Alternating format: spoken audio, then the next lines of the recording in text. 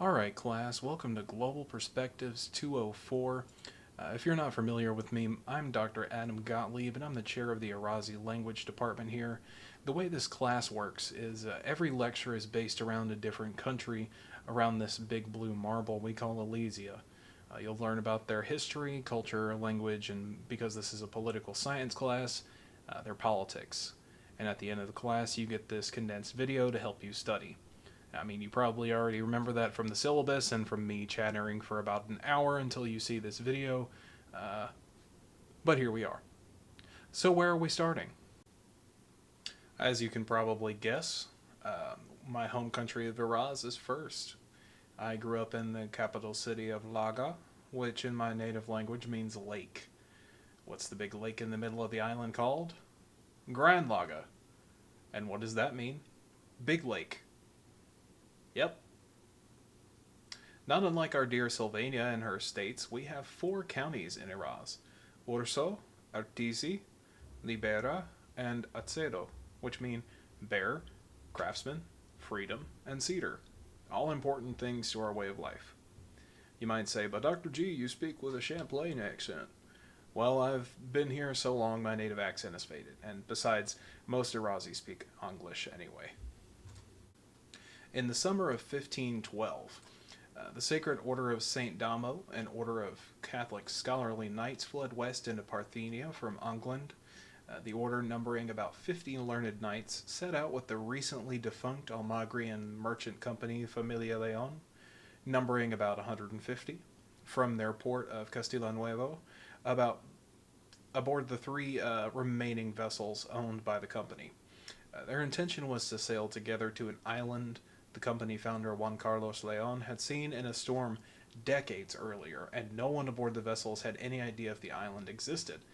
But Leon's journal had stated he was sure there was a fortune to be made on the island, so they trusted his word. And following the rough coordinates he left behind, only one ship was able to actually make it to shore. And that was in about the autumn of 1513. Over the course of the journey, half of the knights and 90 of the merchants had died from a mysterious illness that would later be discovered to be mite-pox. The remaining 85 pilgrims were vastly outnumbered by the native Aranzari tribe, who did not attack them, but instead welcomed the pilgrims with curiosity and some fear. And over the next few weeks they recovered, as around half of the natives died from mite-pox, transmitted from the pilgrims. The natives took this shockingly well, however, as they were dying during the feast month of the Spirit of Soul, which was considered a great honor. Their leader, Dozo Molon, passed away on the last day of the feast month, which the Aranzari took as a blessing from the spirits and sheltered in tents together during the harsh winter with the pilgrims. In the spring, in the middle of the feast month of Otso, the spirit of death, the pilgrims began to build a settlement using the native cedar trees near the Great Lake. The settlement would later become Liberty Square, which is the most important cultural location in Iraz. The pilgrims taught the Aranzari their languages, and around this time, Old Irazi began to form. 40 years later, after the landfall of the Lobo, which was the last ship, the people of Iraz had culturally integrated. And 50 years later, the grandson of one of the merchants and a native woman named Ioan Vortos authored a document of 10 Irazi ideals that would become the foundation of law in Iraz, which is now called the Magnus Constitution. The people formed an assembly and voted him to become their consul of nation, and a half English, half Aranzari man named William Visipesca as council of state, affirming and publishing the Grand Edict, the establishing document of the Republic. Whew, that was a lot. Let's talk about something a little more fun, huh? The Irazis are known for their unmatched hospitality and especially their food, and I'm only a little biased. They mostly farm pigs and sheep, but also goats for milk.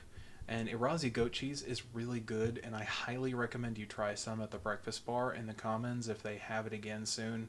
It's definitely worth it. A fun fact about Iraz, I'm sure you all heard in civics class as kids, is that the oldest continuous democratic republic on Alesia is Iraz. Remember Visipesca and Vortos we talked about like not even 2 minutes ago? They were made the first consuls in 1554. That's 234 years before Benjamin Madison became the first president of Sylvania. Because the island was deemed not a threat by the Parthenian monarchies during the scramble for Borealia in the 1640s, the nation of farmers and fishermen stayed afloat and aided the Sylvanian Brothers of Justice in their fight. And the 48th consul of nation, Matthew Visiaglia, was a signatory of the Treaty of Lutetia, which ratified Sylvanian independence. John Tompkins, our second president, actually suggested the consulary model for our executive branch here in Sylvania, but ultimately it was decided the vice president would be more of a contingency plan and a member of Congress rather than sharing executive power. I'm sure if you were on social media like Spitter or FaceSpace last year, you heard about the Alem affair where the former consul of nation embezzled millions of mills to fund a sham wedding to claim a right in his father's will. It was rough, especially if you are from Iraz, but now, thankfully, Irazi politics are back to the usual boring cycle. Alem Secretary of War Andrew Daros became the new consul of nation, and the consul of state resigned mysteriously just before the Alem affair became public knowledge. So his Secretary of the Treasury became the consul of state, and her name is Joanna Claraguas. Along with the executive branch, Iraz has a legislative and judicial branch just like us, and see, Sylvania did copy something from us. Their legislative branch is called the National Convention and is made up of 120 magistrates that act kind of like a mix between our delegates and A-class senators. And then they have their chief court of 13 judges, 3 from each county, and 1 chosen at random to break ties from the Convena. And the difference here is that all of these people are elected, and all of them have term limits. They've had 2 civil wars over these things, so they're pretty happy about that. And one thing you might notice about Irazi names is that they start with Vizi or Vili, and that means son or daughter. I actually share a last name with the former consul Vizispas, but I use Gottlieb because my wife is from Tonio, and it was my wife's ancestor's name. So it's also a little easier to say than Vizispas for Sylvanians. The word after Vizi or Vili is your mother or father's nickname. And coincidentally, the former consul and I both have dads that are painfully bald, and that's what Espas means, is bald.